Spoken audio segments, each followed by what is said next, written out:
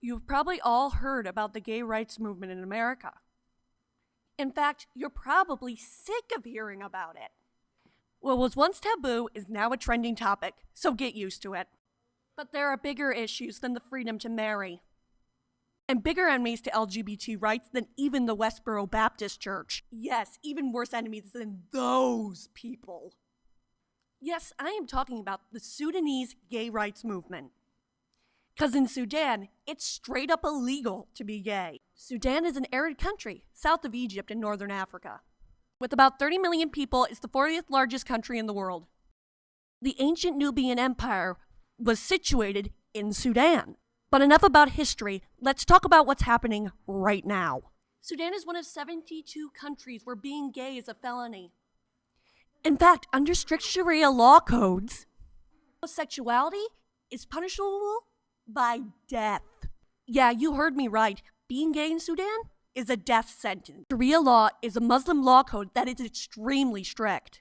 What it's strictest about is gender roles and sexuality. Women are not allowed outside the household in most situations. They're usually only seen as wives and mothers, not as the women they are. If it wasn't bad enough already, you have to add homosexuality. Sharia law implicitly states that homosexuality is a felony. The first time you are caught having homosexual activity, the punishment is whipping. If you are caught a second time, you will be whipped again and sent to prison.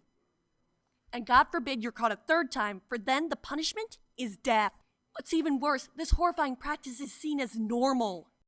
As a rule, the Sudanese are extremely homophobic. The media in Sudan is extremely homophobic as well.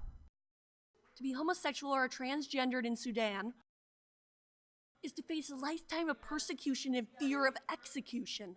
You'll be shunned by your family, friends, and neighbors, and even by the country itself. All in all, it's a horrifying existence, but there is hope.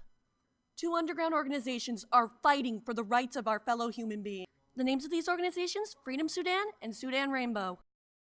Founded in, respectively, 2006 and 2011, their main mission is the sheltering of Sudanese LGBTs. Although constantly pursued by the police, they keep up their work because they know it's right. Due to the obvious illegality of their work, it is very hard to contact them. However, Freedom Sudan has an outreach website. You can contact them at www.freedomsudan.org. Now, one question remains. What can we, as Americans, do? Well, there is one thing. Get informed.